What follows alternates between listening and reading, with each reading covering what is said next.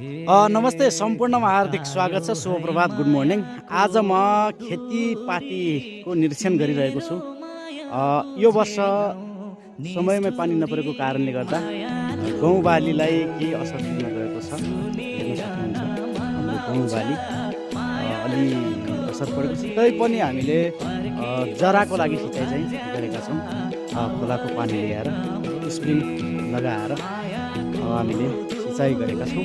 हाम्रो गहुँ बाली केही हदसम्म सुक्नबाट जोगिएको छ।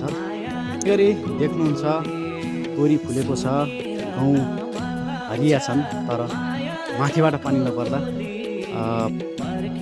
पाउने आवश्यक पोषण तत्त्व पाएको देखिएको छैन। त्यो ठुलो गडादेखि माथि हाम्रो गहुँ बाली हो भने सँगसँगै यहाँ लसुन खेती पनि गरिएको छ है। हाम्रो लसुन खेती गरिएको छ। लसुनको लागि सम्पर्क गर्न सक्नुहुन्छ है पछि, र प्याज लगाउने प्रक्रिया पनि जारी छ।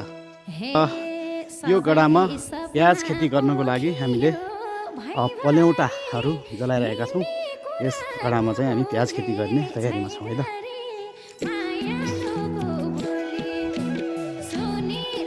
र यसै गरी हाम्रो जग्गामा गहुँ खेती गरिएको छ। खेतमा गहुँ भर्खरै उम्रिन थालेका छन्। अब फागुन लागिसकेको छ।